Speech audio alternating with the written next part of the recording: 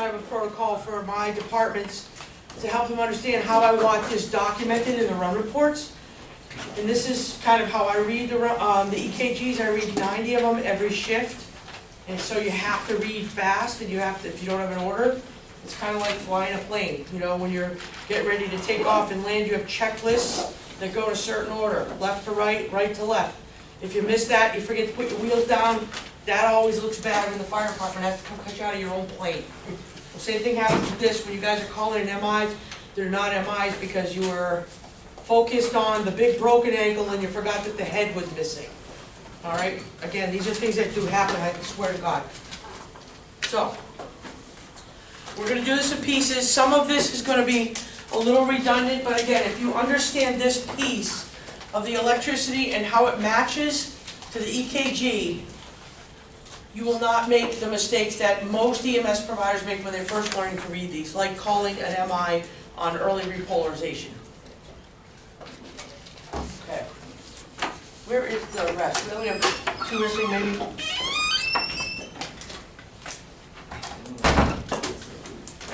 Okay, we've already gone through Einthoven's triangle. You guys understand lead 1. When I say you lead 1, you immediately show me which way it's going to go, which way the leads will actually make a vector. The key to a 12 lead is the 12 lead is looking at your left ventricle only. It looks at the septum in the left ventricle. If you want to look at another part of the heart, you've got to either know how to find it on the anterior left side of the EKG, or you've got to change leads to go look at other parts. So the EKG, when I first learned this, I thought it was looking at the whole heart. And what I found out was it only cares about that left ventricle. That's what the EKG reads. Most of your stuff is set up to look at the left ventricle and the septum. All of the cameras looking at the heart are sitting, as far as limb leads, they sit on the outside of the left ventricle looking in, and the ones that look at the heart muscle directly are the 6 that go in the front. They look at, when you place these, those are their individual cameras that are looking at what you want to look at. So if you look at your electrodes as the cameras, you're going to be better off. Now, if that doesn't work for you, figure out your own way. But I'll tell you, I've taught this 19 different ways. I teach it to medical students and residents this way, to PA students, and it seems to work for them once they get a 3D visual of what are we doing with this EKG thing. We know, again, reminding us that our limb leads are dipolar. You need 2 leads in order to make the camera fire. So lead 1's camera is over here on my left shoulder. Lead 1, the camera is here, and it's looking at this portion of the heart right here. Lead 2's camera, the camera is down here, going from shoulder to here. The camera is down here, looking up at the heart. Lead 3's camera has the dipole going from here to here, and the camera is down here looking up at the heart. So you have 3 cameras out here for your limb leads. Lead 1, lead 2, lead 3. 3 of them right here. Some people, as I say that, they immediately, because they've started to put in their brain, 2-3 AVF, 2-3 AVF, 2-3 AVF. It's nice to be able to memorize, but there's some days that you just got to understand why it is. And you can see as I'm talking, if camera 2 and camera 3 are right here, looking up at the heart, why that is the inferior or the underside of the wall. Why do we use 2-3 and AVF to look at the inferior side of the heart? Because the cameras are sitting there looking at it from the outside underneath there. That's where the camera sits.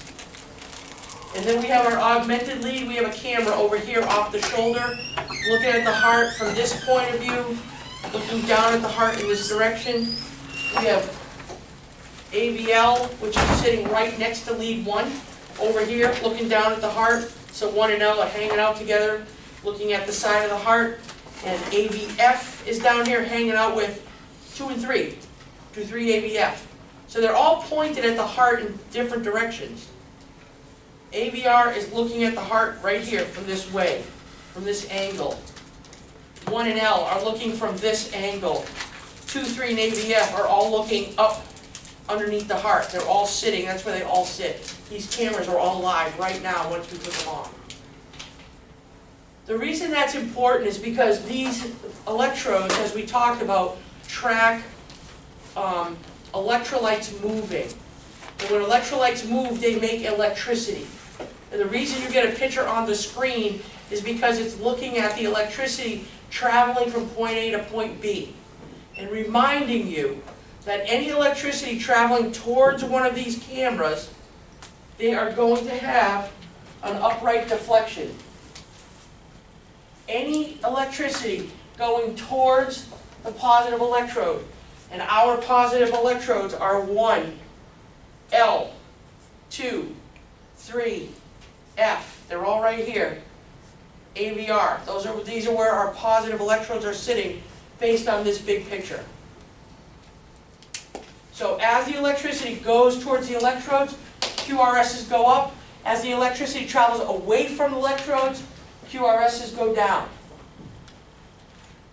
That's a common thread through this whole thing. Questions so far? Okay.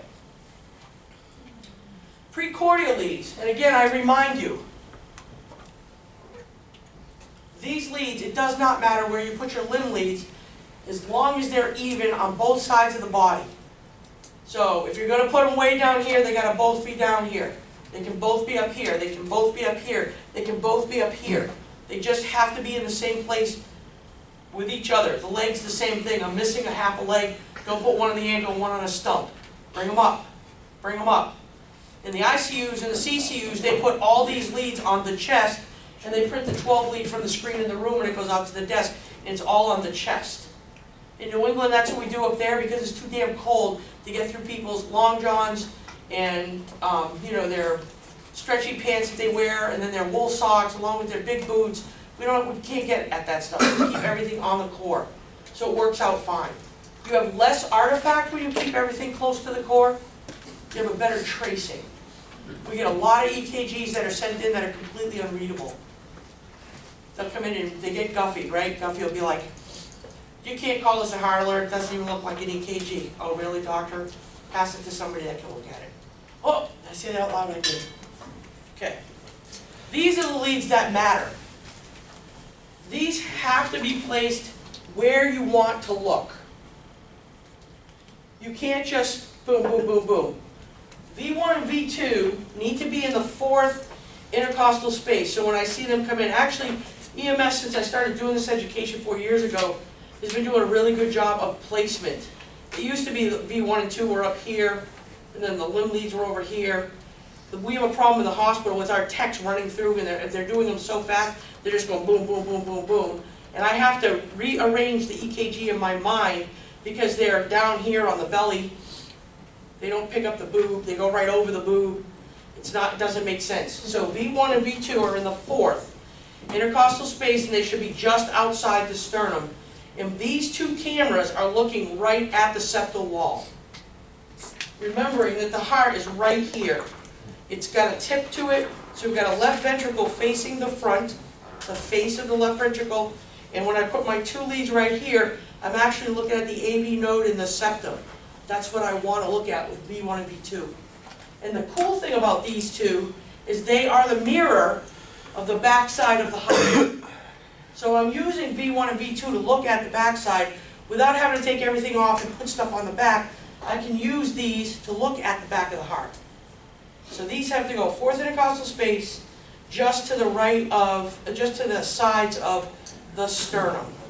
Try to get in between bone if possible. The next thing you do is, I usually have people place V4. V4 is a midclavicular, and it literally is in the 5th intercostal space, which means you got to get under the boob. You got to get under the bra. If they have 42 longs, boom, over the head. You've got to get stuff out of the way. You got to get rolls out of the way, and you got to get it up underneath the 4th intercostal space. Midclavicular line is the most important. And then you want to do the axillary one, same, even with the 4th, coming to the axillary, 5th intercostal space, right in the armpit. Because this is going to look at the side of the heart. 4 is going to look at the front of the heart. 1 and 2 are going to look at the septum. And then you backfill V3, which is between 2 and 4, you want number 3, and between 4 and 6, you want number 5. So it helps you with a better placement. With that being said, and the heart being right in the middle, I just got done telling you that 1 and 2 literally looks at the AV area, at the septal area. When I then come down to look at 3 and 4, the leads for 3 and 4 literally are looking at the wall, the front wall of the heart, the anterior wall. 3 and 4. Those two cameras are staring right at it, and these two cameras over here are looking at the side wall. And we have a low side wall and we have a high side wall. So our lateral wall has actually 4 leads that go to it. These are what? What leads are these? This is lead 1 and AVL are up here, and over here is V5 and V6. Alright, so again, getting the picture straight. So if you guys do it together, some people find this easier. You just say to yourself, this is lead 1. Lead 1, everybody do it. Lead 1. Lead 1, AVL. Lead 1 and AVL, I got 2 cameras right here, 1 and L. They are looking at the high lateral wall. The interesting thing is, the 2 that are over here looking at the low lateral wall, V5 and V6, they are looking literally at the side of the heart. So these 4 leads right here look at the entire lateral wall. The inferior wall, because you probably memorized it, you have lead 2, lead 3, and AVF all sitting right here. And all those cameras are pointed up at the underside of the heart. Those are a group that goes to the underside. Does that make sense? Inferior means underneath or bottom. Yep. So to look at the bottom of the heart, you've got to find the leads that sit there, and we know V2, from here to here is V2. Everybody V2, V2, V3, V3, and AVF. So those 3 are sitting together on the hip, looking up underneath the heart. So those are the ones that look at the underside of the heart.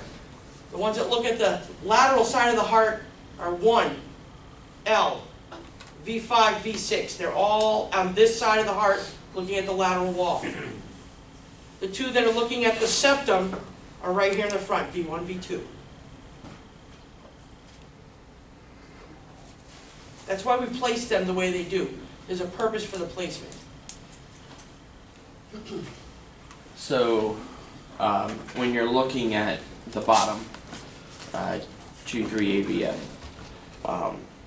2's more this way, 3 is more center, and AVF is more to the right. So AVF is really center. Okay. And lead 3 is a little more to the right, but the 3 of them kind of hang out together. So if you see more elevation in AVF, it's probably going to be more on the right side of the heart. Not necessarily. Okay. Not necessarily. A lot of it has to do with how the heart lies. But you will see, the key that I want you to get from this before you get there is what is grouped together and why they're grouped that way. To make sure everybody understands why things are grouped the way they are, so you're not walking around going 2, 3 AVF, 2, 3 AVF, 2, 3 AVF. I want you to understand why those 3 go together. Because it's so much easier to remember when you know why as opposed to memorize. Because when you get into trouble, you've got to be able to kind of work your way out of it by understanding the why. So we're going to get to that though. Alright, we have this thing called V4R lead. Again, talking about this briefly. I am not going to teach the posterior. There's no reason for it. We don't need it. This was a Bob Page thing at one time back in the 80s, and it kind of, you know, things catch on with EMS pretty easily. This is not a useful thing. The posterior wall is seen through the front. So what do I mean by that? If I'm looking anywhere that I have elevation, I have a mirror that shows depression 99% of the time. So if I have depression in V1 and V2, the mirror image of that elevation is going to be in the back. but we're going to go through that in a minute. So just remember, there's always a mirror. But let's talk about V4R. Why is this important? This is only going to be important for your inferior wall MI. And the reason being is because of the artery that feeds that. So if I want to look for a right-sided, or look at the right side of the heart, I have to move leads that way. It is unnecessary to take the whole thing off and rewire it. It is only necessary to take number 4 from here, bring it over, put it on, and then hit print. Get a 12 lead, and on the 12 lead, write the number R right next to V4R, so they know you did it. And then we'll talk about what you're looking for. But that's how you do a right-sided, just one lead, boom, done. Okay? And those are for the inferior. And again, we'll get into that a little bit more.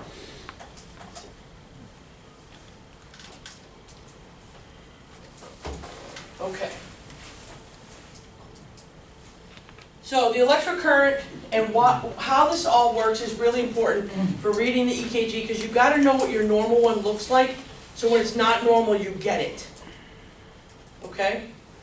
The axis and the electrical current is the hardest thing for most people to learn, and I don't find it really that hard. When I first got taught in the 80s, they had a cardiologist that wanted to count these boxes, and you have thumbs and fingers flying, and then calculators and all that. I was like, no way, there's got to be an easy way to do this.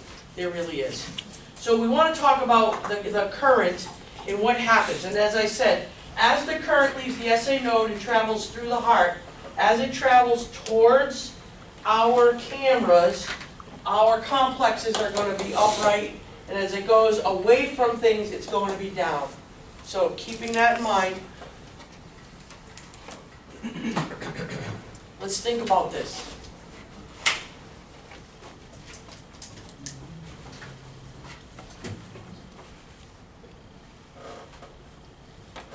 The first thing I want to talk about is this lead called AVR. Most of the time you'll take an EKG class, they'll say, don't look at it, it's unimportant. It's a very important lead. It's one of the leads that will tell you where there's an MI. It's one of the leads that tells you your EKG is actually on right. You go, really? How's that? Well, I say this. Again, this is because you're going to know this when you pick up an EKG. If the impulse is starting from here, and my camera is over here, and the impulse is going in this direction, AVR should have what kind of a deflection? Negative, correct. AVR is almost 99% of the time down. So if you pick up an EKG that you came in behind, let's say you were on the engine or you were on the medic truck and you had your EMT do it and they were doing their thing and they accidentally swapped these for some reason, and it happens. They hand you an EKG, and we've had them come in with STEMIs that were on wrong until we put them around, and then we had no STEMI. And it's important to know that. So the very first thing when somebody hands you an EKG is to get the rate and the rhythm long before you do anything else. Rate and rhythm, because heart blocks will tell you a lot. Tachyarrhythmias will tell you a lot. So get a rate and a rhythm. And then the next thing you go to on your 12 lead is the AVR, and AVR should be down on all your EKGs. They should all look like that. Yep. Is that still normal with like axis deviation? It is. Yep. It's very rare that it's not down, and if it's not down, sometimes it's part way up, and that's indications of other things. That's why AVR is important, and there are 12-lead courses that tell you to ignore it. I'm not going to tell you to ignore it. I'm going to tell you to use it to the best of your advantage.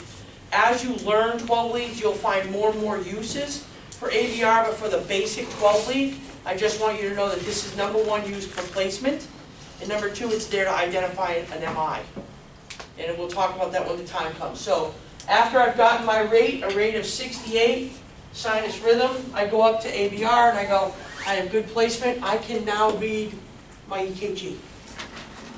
The next thing we go to is the axis. This is what gets, for me, this gets confusing. I fly an airplane, I use a compass all the time. This is sideways. It took me forever to figure out how to work with this, because I'm like, 0 is in the wrong place. But I finally get this now, and this is how I'm going to explain this. Again, if I superimpose the heart in the middle, which I will do in the next slides, And then I put my arrows on that shows lead 1. I can't write on the screen, they'll talk about me. Lead 2. Yeah, you can. If you Pull the screen up. Right screen up, you can write. Yeah, the It's a Oh, whiteboard. there's a board there. Yeah, smarty. Okay, so we're going to put our heart in the middle here. Okay. With our Einthoven's triangle going in this direction,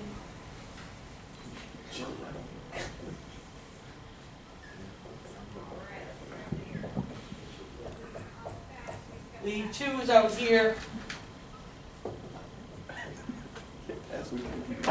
lead 3 is out here. They're all looking at the heart. Of course, the heart needs to be much bigger than that. AVR is over here. AVL is over here. AVF is over here. So once you see it on the triangle, it seems to make a little more sense. So what happens with this little compass thing is what they're trying to tell you is there's a certain way the electricity should travel that is normal. And as long as the electricity goes from here in the SA node down and through the ventricle, it will have the same picture every time. So let me just close this down again.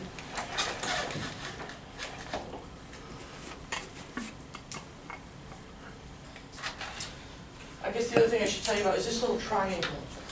So if there was a line that came across here, this corner of the pie is considered a normal axis. And we're going to see what that looks like in a minute. But this little triangle that's right here is actually just a normal deviation of a normal axis. So some of us have a little bit of a tilt that we end up in this corner, and although we can see it on the EKG and we can register it as a physiological, normal change, it's a normal axis. Once we get past that into here, we become pathological. Once we come over here, it's somewhat pathological. Once we get up here, we're in big trouble. So, this is why this is so important. Lead 1, lead 2. I have to put 3 way over there because I ran out of thing on the PowerPoint thing. 3 really should be kind of over here. But as you can see from this, I'm starting at the SA node, I go through the AV node, I come down and my electricity comes down, and as it goes to the ventricle, it doesn't just go straight, it goes down and around. So if I have everything normal in my heart and everything sitting normal, I go from here to here. Lead 1 will be upright because I'm going towards lead 1. Lead 2 will be upright because I'm going towards lead 2. And lead 3 will be upright because I'm going towards lead 3.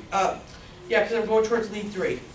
So if everything is normal, when I look at my EKG, if I have an upright QRS in lead 1, an upright in lead 2, and an upright in lead 3, I have a nice normal axis, meaning the electricity is traveling in the correct direction, in the correct axis, towards the correct poles.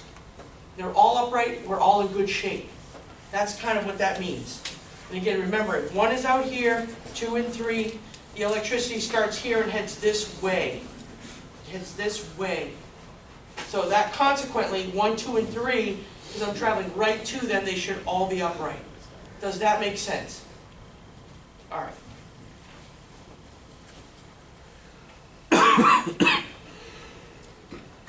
So obviously, when you print out your EKG, you look at leads 1, 2, and 3.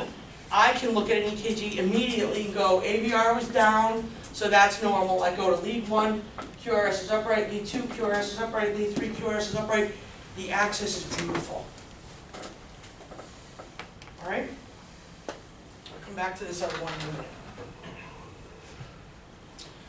When we have a left axis, a pathological left axis, what happens is it comes down from the SA node and it hits at the bundle branch and they realize that there's a blockage for whatever reason. The electricity has to take a left curve from its normal pathway. And when it does that, looking at the hand and the EKG on the outside, if I come down and I turn left, what happens when I turn away from lead 3? Gonna be a I should have a negative deflection. What happens when I turn away from lead 2? I should have a negative deflection. But I'm going directly towards lead 1. So when I come down and I take a hard left, what I should have for an EKG axis is lead 1 is up, lead 2 and 3 should be down because I've turned away from them. So far make sense? Okay. Consequently, it's the same thing for your right axis when I come down from the SA node and I hit some blockage and I have to turn hard right. As soon as I turn away towards the right side, what happens to lead 1? It has to be negative. I'm turning away from it. So lead 1 is down, and lead 2 maybe half and half, but lead 3 is definitely up.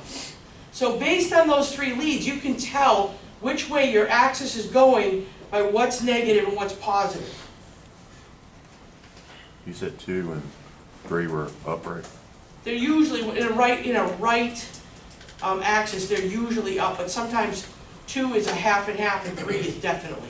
But the cool thing about a right axis is, the coolest thing is that when it turns right, lead 1 is down. And there's so few EKGs with lead 1 that's down. So again, understanding why these things are up and down, when you see it, they hand it to you and you go, wait a minute, this is weird. Lead 1's down. Wait a minute, look at AVR. You start realizing that there's certain things on the EKG that are not matching what your brain understands to be. Okay?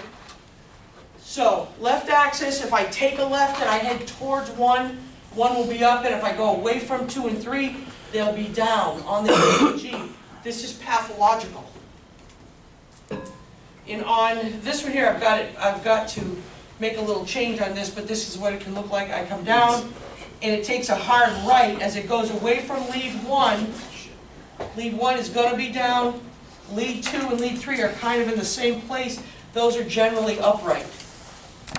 And that's a right axis deviation. Does that make sense? Now let's talk about this little triangle that's here. The triangle that gives it a little bit of a left turn, but it's not far enough to be pathological. It's only far enough to be physiological.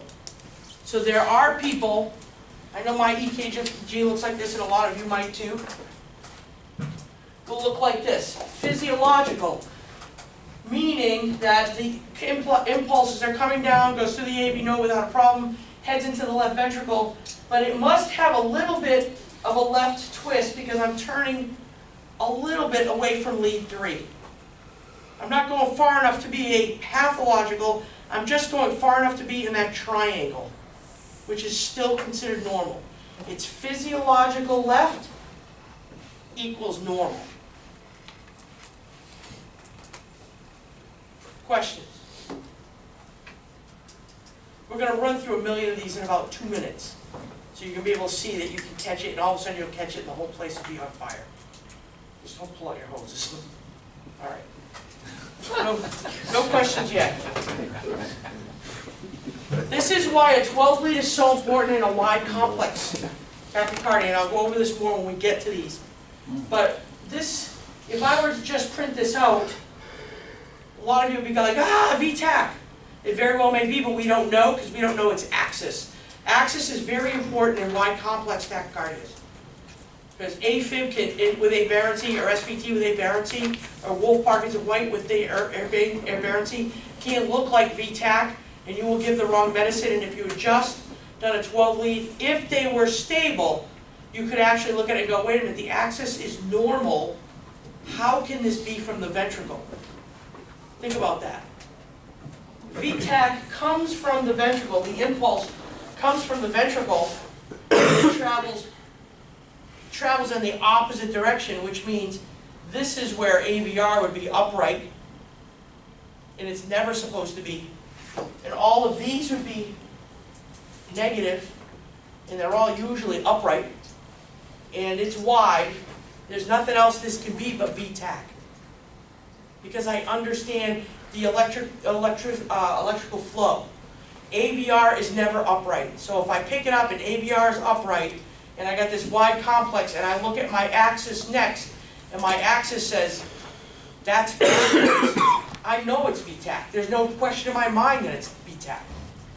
I'm not guessing. It's not aberrancy. I'm not going to do something silly. Now, if they're unstable, I don't care what the rhythm is, because the treatment's the same, which is what? What is it? Cardioversion. Synchronized cardioversion. Doesn't matter what the rhythm is. Unstable, pale, cold, sweaty, no blood pressure, half unconscious. You guys can argue all day. VTAC, no it's not, it's aberrancy. Don't care. Put the paddles on, boom, hit them cardioversion. But they're sitting up talking to you with a blood pressure warm and dry, don't feel so well, do a 12 lead and make sure you're treating what you're treating. So let's go through some axes to see if you understand what I'm talking about.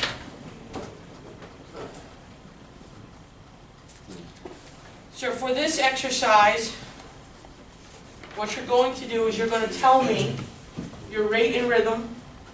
You're going to point out that AVR is down, so placement is good. And then you're going to walk through your QRS 1, 2, 3. Is it upright? It's upright. It's upright. Therefore, all three of these are upright. I have a normal axis. That's all I want to hear on this. I don't care about the rest of the EKG. Not looking at anything but rate, rhythm, AVR, axis. That's what we're doing right now. So starting from here, I'll give you the next one. Okay? Rate and rhythm. Rhythm is normal sinus, 70, 50. So, It's not a 60. so heart rate's 55. So what is the rhythm? Normal sinus. Okay, we have a normal Negative. sinus or the rate is 55. DTM. All right, so sinus Brady. Okay, And the AVR is negative. so that means we have That's good. good placement. Yeah. Okay, and then we go to our leads over here, So we have positive. So, all the way through. yeah. So we have a normal axis. Yes. Okay, everybody agree? Okay. Your turn. This is going to be a rate of 90. Your turn. Somebody's turn. 90. Rate of 90. Um, So what's that rhythm called? What is this rhythm? it's normal. Is it? MB2. I guess it could be a first degree, but it looks fine. Okay, so it's normal sinus Yeah, it's normal sign. at 98. Okay. Okay, that's how we're writing on our paper. Okay, go ahead. We have a negative deflection in AVR, so it is properly, the 12 leads on properly. Okay, And we have positive deflection in 1, 2,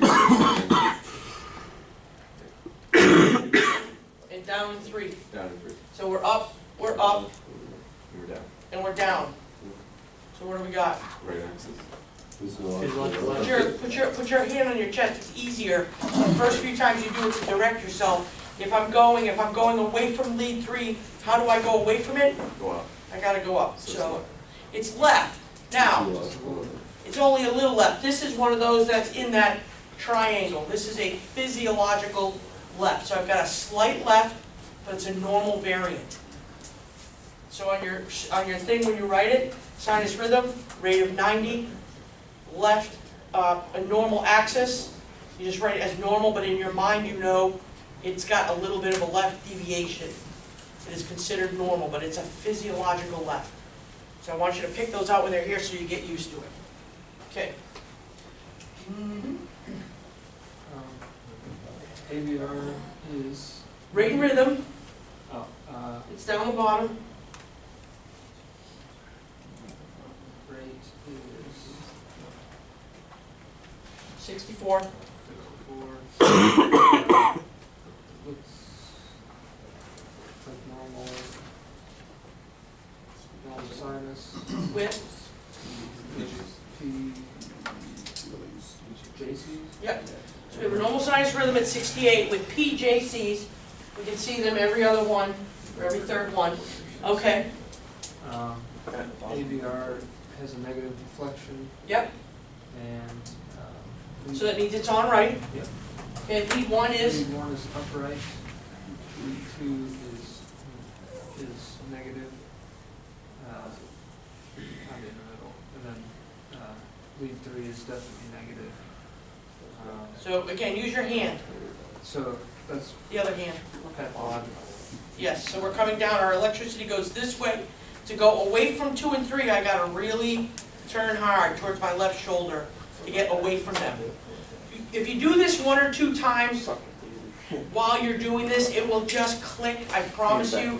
You gotta touch yourself, these are yours, do it. Okay, once you get used to this, you then will just have to look at it, and your hand will do it in your head. It just makes so much sense if you're the mechanical type. If you're just the academic type, it won't help you. All right, so this is what kind of axis? Pathological. Pathological left. We've got a sinus rhythm, 64, with PJCs, with left axis deviation. We'll know why all of these are important after, but let's go through them. Okay, next. Rate 71.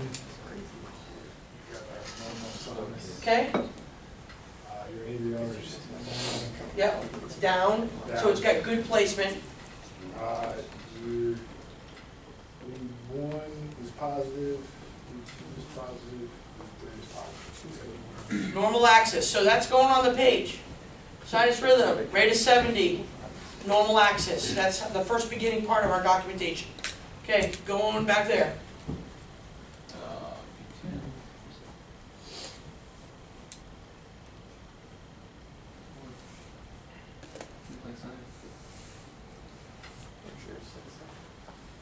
I would pick like B2 or B3 to pick your rhythm, because those are the biggest complexes. What kind of rhythm is this? Looks like there's some P waves, Maybe, maybe a first degree block. maybe. What is it really? Is it regular? Maybe it's regular. So these 4 are exactly even from R to R. Want to come measure them? Just make sure. Come measure them, because it's important. Because this is what sometimes you'll have to do when you look at it. You go, no, that looks regular. That's sinus, and you go, that doesn't look regular to me. So that's when we take out a piece of paper, the 2 of us, and we do this.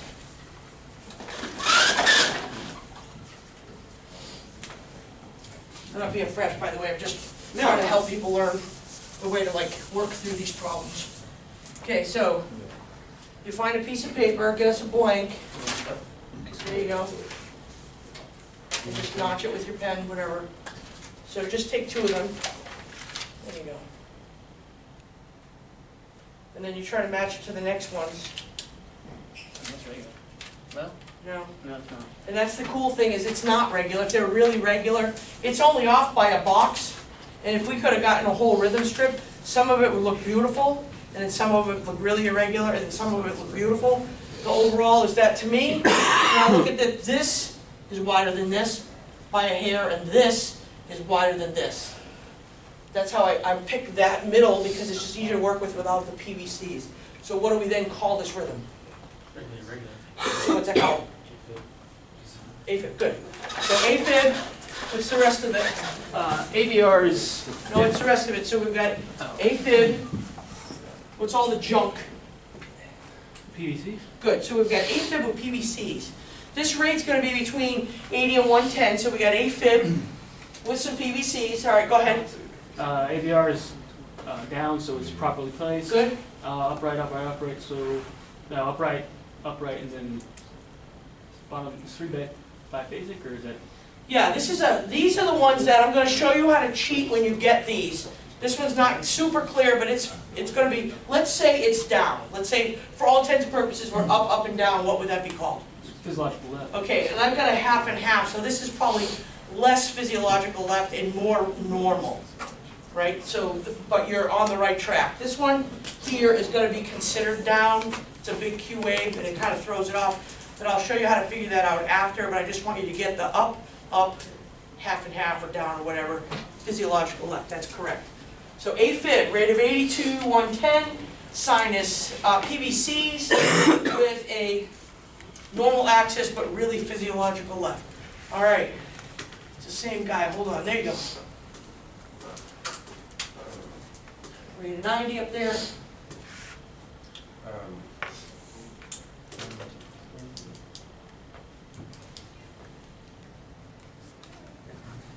It's a normal sinus rhythm at a rate of 90. Perfect. Positive isoelectric and negative, which makes it a left physiological when it's incorrect place. Is it incorrect placement? No, it's correct. This is Oh, just called the sorry, it's terminal R negative. wave, but the majority of this is down. So AVR is placed down, and then we have lead 1 is up, lead 2 is down, lead 3 is down. So in order to do that, I gotta go away from them, I really gotta go hard left. This is a physiological left. Physio or? I mean pathological, sorry, I get my P's mixed up. Pathological, it's a pathological left. See, you get it already. Okay, this is a harder rhythm, you've seen it before, but what do you think?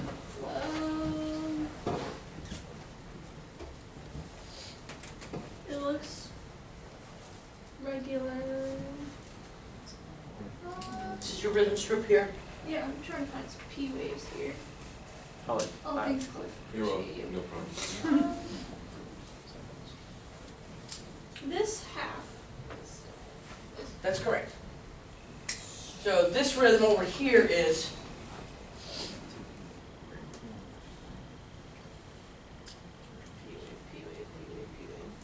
it's a bunch of non-conductive P waves. we've got some that are conducted, right? Yes, that's correct.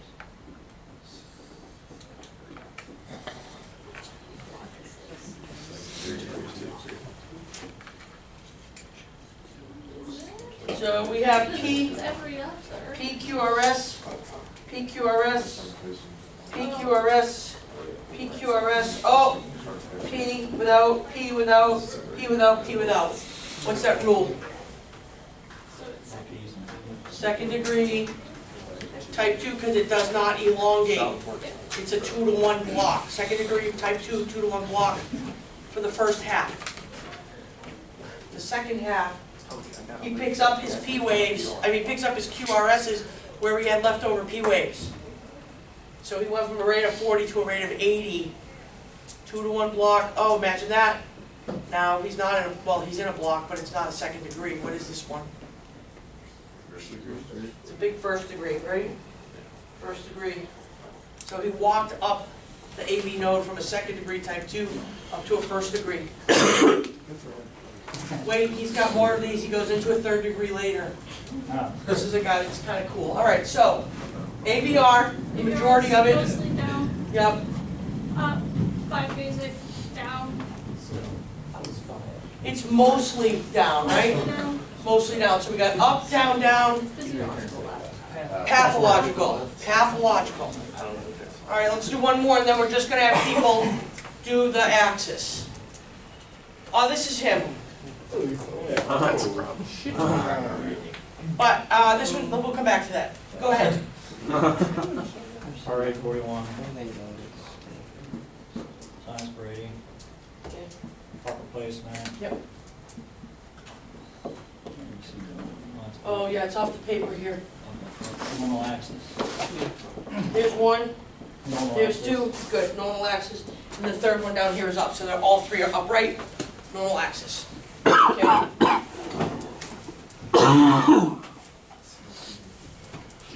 Another one there. Yeah, we'll just start with the axis now so we can get through these and take a quick break.